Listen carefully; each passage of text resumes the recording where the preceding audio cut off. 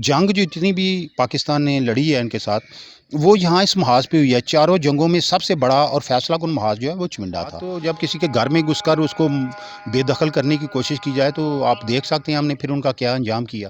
ضلع سیالکوٹ کا ایک قدیم قصبہ، 1965 کی پاک بھارت جنگ کے شہداء کا شہر۔ اس وقت میں چوئنڈا میں موجود ہوں اور میرے ساتھ چوئنڈا کے سینئر صحافی اور لائبریرین شیخ وسیق الرحمان صاحب موجود ہیں۔ ان سے ہم اس جنگ کے بارے میں اور اس جنگ کی جتنی ہسٹری ہے اس کے بارے میں معلومات حاصل کریں گے۔ السلام علیکم سر۔ وعلیکم السلام۔ اچھا سر، کہا جاتا ہے کہ یہ جو جنگ عظیم دوم کے بعد ٹینکوں کی سب سے بڑی جنگ لڑی گئی تھی وہ اس محاذ پر لڑی گئی تھی۔ جی بالکل آپ نے درست فرمایا، دوسری جنگ عظیم کے بعد یہ ٹینکوں کی سب سے بڑی جنگ ہے، اور جہاں ہم اس وقت کھڑے ہیں یہ ریلوے اسٹیشن چوئنڈا ہے۔ اور اس مقام کی خاص اہمیت یہ ہے کہ جتنی بھی یہ جنگ ہوئی ہے، آخر میں جب آخری مارکہ ان کے ساتھ ہوا ہے، جیسے آپ نے سنا ہوا ہے ٹینکوں کا قبرستان، تو یہ ایگزیکٹلی وہی مقام ہے۔ اور یہ جو آپ میدان دیکھ رہے ہیں پیچھے، یہ سارا جو میدان ہے یہ وہی ایکچوئل بیٹل فیلڈ ہے اس وقت کا، 1965 کا۔ جتنی بھی جنگ ہوئی ہے یہ اسی ریلوے اسٹیشن کے آس پاس کے 3 کلومیٹر کے علاقے میں لڑی گئی ہے، اور یہ تقریباً 14 سے لے کے 21 سپتمبر تک کی جنگ ہے جو اس وقت آپ جس علاقے میں موجود ہیں، اور جس کو ٹینکوں کا قبرستان کہا جاتا ہے، بالکل اس وقت درست ہم اسی مقام پہ موجود ہیں۔ اور یہ بھی اگر آپ دکھانا چاہیں اپنے ناظرین کو تو یہ ساتھ جو کھیت ہے، یہاں تقریباً بھارت کے 40 تباہ شدہ ٹینک جو ہیں وہ عرصہ 20 سال تک یہاں پڑے رہے ہیں، اور یہ میں نے اپنی آنکھوں سے دیکھے ہیں وہ ٹینک۔ اچھا سر، اس طرف کھڑے تھے اور یہ جو اس طرف گراؤنڈ ہے، یہ جو گراؤنڈ ہے یہاں جنگ ہوئی ہے ساری، یہ جتنا بھی آپ میدان دیکھ رہے ہیں آپ کی آنکھوں کے سامنے سرسبز و شاداب جو میدان ہے، یہ اس وقت خاک اور خون کا ایک میدان تھا، اور پاکستان نے یہیں ان کا قبرستان بنایا۔ ہماری 24 بریگیڈ نے بھارت کے 4 ڈویژن کا ادھر جو ہے قبرستان بنایا، اور یہ سارا مارکہ جو ہے 16 سپتمبر کا ہے، جب ہم نے ان کے تقریباً 40 کے قریب ٹینک تباہ کیے ہیں، اور یہاں ان کے 600 فوجی مارے گئے ہیں، جن میں سے صرف 300 فوجیوں کی لاشیں وہ اٹھا سکے ہیں۔ باقی 300 فوجی جو ہیں وہ ادھر ہی پڑے رہے ہیں، جن میں بعد میں تفون اٹھ رہا تھا، چیل اور کوے جن کو کھا رہے تھے۔ اچھا سر، وہ سننے میں آیا کہ وہ پھر ادھر ہی کوئی کنواں وغیرہ گڑھا کھود کر انہیں عارضی طور پر دفن کر دیا گیا تھا۔ جی بالکل آپ نے درست سنا ہے، یہ کافی عرصہ یہاں پڑے رہے ہیں، بعد میں جنگ کے بعد ہم نے وہ جتنا بھی ان کی فارمیلٹیز ہوتی ہیں ان کو یہ واپس کر دیا، وہ تو اٹھا نہیں سکے ادھر سے، تو پھر ہم نے ان کو یہ واپس کر دیا۔ وہ جتنی پھر باقیات نکال کے یا میتیں جو بھی ہیں وہ انہیں لٹا دیں۔ جی بعد میں ان کو جو ہے وہ فوجی ایک پروٹوکول ہوتا ہے تو اس کے تحت ہم نے ان کو واپس کر دیا، البتہ ٹینک جو ہے ہم نے اپنے پاس رکھ لیے وار ٹرافیز کے طور پر، اور یہ پاکستان کی مختلف یونٹ میں وہ ڈپلائی کر دیے گئے یہاں سے۔ اچھا سر، یہ اندازاً کتنے ٹینک تباہ ہوئے ہوں گے؟ 600 ٹینکوں نے تو حملہ کیا نا؟ 600 ٹینکوں نے حملہ کیا، 100 سے کچھ اوپر ٹینک تھے، جن میں سے کچھ جو ہے وہ واپس کھینچنے میں کامیاب ہو گئے، تو 40 کے قریب ٹینک جو ہیں وہ ہمارے پاس تھے ادھر، جن میں سے اکثر چلتے ہوئے بھی تھے، بالکل درست حالت میں تھے۔ جیسے یہ یادگار شہداء میں ہے، یادگار شہداء میں جو ٹینک ہے یہ شرمن ٹینک ہے، 16 کیولری ہے بھارت کی، اس سے ہم نے چھینا تھا یہ، اور یہ انہی کا ٹینک ہے۔ ٹھیک ہے۔ اچھا سر، یہ کہا جاتا ہے کہ یہ وہی مقام ہے جدھر جو پاکستانی کمانڈر تھے بریگیڈیئر عبدالعلی، انہوں نے تاریخی خطاب کیا تھا۔ جی بالکل، جہاں اسی اسٹیشن پر یہ سامنے، یہ اسٹیشن بھی دکھا دیتے ہیں۔ جی سر آئے۔ بالکل، اور یہیں پر انہوں نے اپنا وہ تاریخی خطاب کیا جب انہوں نے اپنی فوج کے جوانوں کو جو ہے وہ ادھر اکٹھا کیا، اور یہاں کے شہری بھی جو ان کی مدد کر رہے تھے ان کو اکٹھا کیا، اور دشمن کو دیکھ کے انہوں نے کہا کہ یہ ابھی دشمن جو ہے اس کے ساتھ ہو سکتا ہے ہماری گمسان کی جنگ ہو جائے، تو کچھ ایسے نوجوان چاہیے جو اپنی جانیں قربان کرنا چاہیں۔ تو یقین کیجئے اس وقت جتنے بھی وہاں نوجوان موجود تھے سب نے بھی یک وقت اپنے ہاتھ بلند کر دیے کہ ہم اپنی جانیں قربان کرنے کے لیے تیار ہیں۔ تو اس میں سے انہوں نے چند نوجوانوں کا انتخاب کیا، اور اس کے بعد وہ مارکہ ہوا جس کو آپ نے سنا ہے، تاریخ نے اس کو رقم کر لیا ہے کہ نوجوانوں نے اپنے سینے پر بم باندھ کر ٹینکوں کے پرخچے اڑائے ہیں یہاں اسی میدان میں۔ سر وہ جو انہوں نے انتخاب کیا تھا وہ 100-150 بندوں کا کیا تھا، جوانوں کا کیا تھا، یا ٹوٹل جو ان کے پاس اس محاذ پر فوجی تھے وہ 100-150 تھے؟ یہ ان کی تعداد تو ایگزیکٹ معلوم نہیں، کافی نوجوان تھے یہاں، سولین بھی اور فوجی بھی، اور اس جنگ کی جو بڑی خاص بات ہے یہ ہے کہ یہاں گمسان کی لڑائی ہوئی ہے، بم باندھ کے لیٹنے کے علاوہ بھی جو ادھر لڑائی ہوئی ہے یہ بہت چھوٹا سا ایریا ہے. تو اس میں 4 ڈویژن کا جو گمسان ہے وہ آپ محسوس کر سکتے ہیں. اس وقت دھول تھا, ادھر دھواں تھا, بمبارمنٹ تھی, اور جو ویژول پاور ہے وہ صفر ہو چکی تھی یہاں. تو بڑی آس پاس آ کے جو ہے وہ جنگ ہوئی ہے ادھر, ہاتھا پائی جس کو کہتے ہیں. اور ہمارے پاس اس کے جنگ کے یعنی شاہدین موجود ہیں, وہ آدمی موجود ہیں جنہوں نے یہ جنگ لڑی ہے. اب بزرگ ہو گئے ہیں, ابھی وہ دور ہیں گاؤں میں, نہیں تو میں ان کو آپ سے ملاتا ضرور. وہ نیکسٹ سر ان سے ملاقات کا پھر رکھتے ہیں, ان سے بھی سنیں گے کہ کیا ان کے جذبات تھے یا کیا انہوں نے دیکھا. جذبات کے حوالے سے تو آپ نے بات کی ہے, تو جذبات تو جب کسی کے گھر میں گھس کر اس کو بے دخل کرنے کی کوشش کی جائے تو آپ دیکھ سکتے ہیں ہم نے پھر ان کا کیا انجام کیا. تو جذبات تو انشاءاللہ تب بھی وہی تھے, آج بھی پوری قوم جو ہے. اچھا سر, ادھر کوئی اور بھی یادگار ہے جس سے ہمیں پتہ چل سکے کہ ادھر فائرنگ ہوئی تھی یا گولہ باری ہوتی رہی, کوئی تباہی ہوئی؟ کیونکہ یہ جتنی واٹر آفس ہیں, یہ جتنے ٹینک ہیں وہ موو کر دیے گئے ہیں مختلف یادگاروں میں. جس طرح یہ پاس بھی 2 ٹینک ہیں, جگہ جگہ یہ ٹینک موجود ہیں. جی بالکل, یہاں ابھی میں آپ کو لے کے چلتا ہوں. وہاں ریلوے ایک کیریج کا ڈبہ پڑا ہوا ہے جو اس وقت اسٹور روم تھا, آج بھی وہ اسٹور روم ہے. اور اس میدان میں اس وقت کی بے شمار ایسی چیزیں موجود ہیں جو اگر یہ ان کھیتوں کو آپ اگر کھدائی کر سکیں تو آپ محسوس کریں گے کہ یہاں سے بہت سی چیزیں ان کی ابھی بھی نکلیں گی. ہو سکتا ہے ان کے جو جنگی آلات ہیں ان کے میں کچھ سامان ملے. ابھی میرے پاس بھی 2 3 4 کہیں پڑے ہوئے ہیں چھوٹے چھوٹے پیسز جو ہم نے. یہ فیلڈ دکھا رہے ہیں. یہ آپ میدان جنگ دکھائیں, یقیناً یہ بہت ہی اور اس جنگ کی جو دوسری میں خاص وجہ آپ کو بتا چکا ہوں, یہ جنگ کے بعد یہ جوں کا توں میدان موجود ہے, یہاں کوئی بھی مکانات وغیرہ تعمیر نہیں ہوئے. یادگار کے طور پر سر نہیں, یادگار یہ ویسے ہی آپ اللہ کی کوئی ہمیں تحفہ سمجھ لے کہ اس میدان کو ابھی تک اللہ نے ویسے ہی رکھا سر. ہوا ہے. ادھر بم بھی تو ہو سکتے ہیں.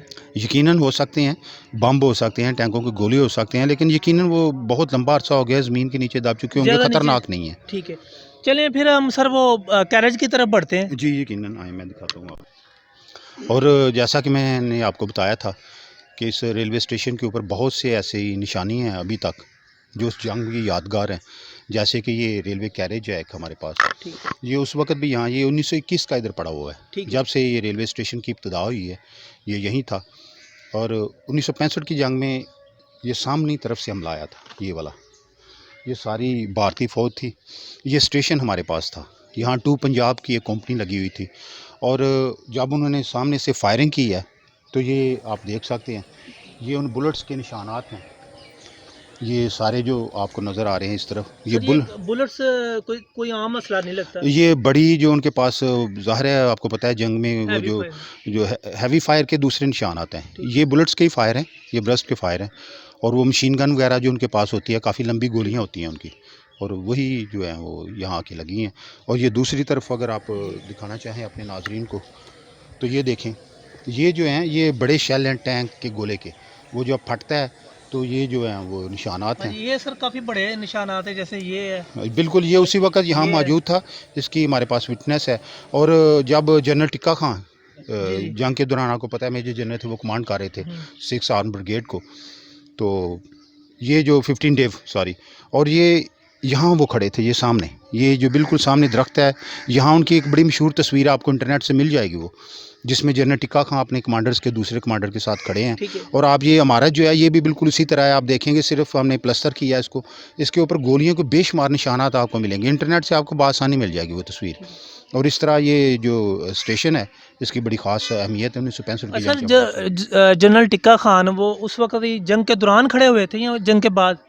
یہ جنگ کے دوران ظاہر ہے, آپ کو پتہ ہے میجر جنرل جو کمانڈ کر رہا ہوتا ہے تھوڑا سا پیچھے ہوتا ہے, لیکن وہ جنگ میں شامل ہی ہوتا ہے. اور بالکل جب یہ 21 کی بات ہے, 21 سپتمبر جب سیز فائر ہوا ہے, تو وہ خود ادھر تشریف لائے, انہوں نے ساری آ کے صورت حوال دیکھی.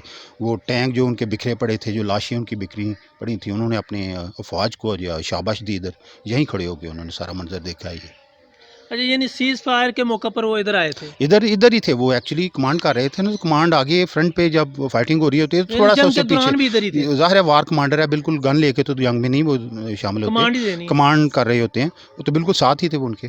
اور یہاں جو فیلڈ آفیسر تھے ان کا نام ابھی آپ نے بتایا, بریگیڈیئر عبدالعلی ملک جی, وہ 24 کو بریگیڈ کو کمانڈ کر رہے تھے وہ. اچھا, یعنی جو اگلے محاذ پہ یا فرنٹ پہ تو وہی وہ لڑ رہے تھے اور جو جوانوں کو لڑا رہے تھے؟ جی بالکل, یہ بریگیڈ جو ہوتی ہے اس میں 3 بٹالین ہوتی ہیں, ایک آرمڈ بٹالین تھی ہمارے پاس اس وقت، اور 3 دوسری بٹالین تھی جن میں 2 پنجاب تھی، 3 FF تھی، 13 FF تھی، اور 25 کیولری جو اس جنگ کی اصل ہیرو ہے، جو ہماری واحد آرمڈ یونٹ تھی، بٹالین تھی اس محاذ پر. تو ان کے پاس 44 ٹینک تھے جب یہ جنگ شروع ہوئی تھی، اور جب اپنے اختتام کو جنگ یہاں اس مقام پہ پہنچی ہے تو ان کے پاس صرف 30 ٹینک رہ گئے تھے. وہ 30 ٹینکوں کے ساتھ انہوں نے پورے 600 ٹینک کا حملہ روکا ہے اس مقام پر. یہ ہے اس جنگ کا وہ جذبہ اور وہ خاص بات. اچھا سر، یہ ساری ہم نے گفتگو سن لی، وہ سارا منظر ہمارے آنکھوں کے سامنے آ گیا. 600 ٹینک اور ہمارے 30 ٹینک، ہماری نفری بھی اسی حساب سے ہوگی. اچھا سر، ہمارے 30 ٹینکوں میں سے کتنے تباہ ہوئے؟ ہمارے ایکچولی 15 ٹینک تو پہلے جو جنگ کے ابتدائی ایام ہیں، ابتدائی محاذوں پہ ہی ہمارے وہ اسی بٹالین کے تباہ ہوئے. بعد میں ہم نے تھوڑے سے ٹینک اور ری انفورس کیے، لیکن ہماری تعداد بھی 15 ٹینک اس یونٹ کے تھے جو تباہ ہوئے، اور اس کے علاوہ چند دوسری یونٹوں کے تھے. مل ملا کے آپ کہہ لیں کہ تقریباً 50 کے قریب ہمارے ٹینک جو ہیں وہ تباہ ہوئے ہیں، جبکہ ہم نے ان کے تقریباً 100 سے اوپر جو ٹینک ہیں وہ تباہ کیے ہیں اس ساری جنگ میں. اور کچھ وہ واپس بھی لے گئے؟ یقیناً ظاہر ہے بہت ہلکے ڈیمیج تھے یا آدھے ڈیمیج تھے؟ ہاں، یقیناً ایسا ہی ہوا ہے. وہ کافی ٹینک ان کے پاس رہے ہیں، اور آپ کو پتہ ہے کہ جنگ کے بعد بھی تھوڑی دیر ان کا ادھر قبضہ رہا ہے، یہ یہاں سے فلورا کے آگے. تو پھر جب معاہدہ تاشقند ہوا ہے جنوری میں، تو تب ہم نے ان سے یہ علاقہ واپس لیا ہے. اور بے شمار علاقے ہمارے پاس بھی تھے، جیسے آپ کو پتہ ہے رن آف کچھ میں ہم نے کافی علاقہ ان سے چھین لیا تھا، کیم کھرن میں ہم نے ان سے کافی علاقہ چھین لیا تھا. تو جنگ کے بعد راجستھان میں سر؟ راجستھان میں ظاہر ہے جتنی بھی جنگ تھی یہ 4 محاذ تھے بڑے نا اس کے جنگ کے. کیم کرن تھا، چم جوڑیاں تھا، چونڈا تھا، اور لاہور سیکٹر تھا. تو ایک محاذ پہ تو ہم نے ان کی تقریباً 50 میل پاکستان کی جو ملٹری ہے وہ اندر تھی. تو یعنی سر یہ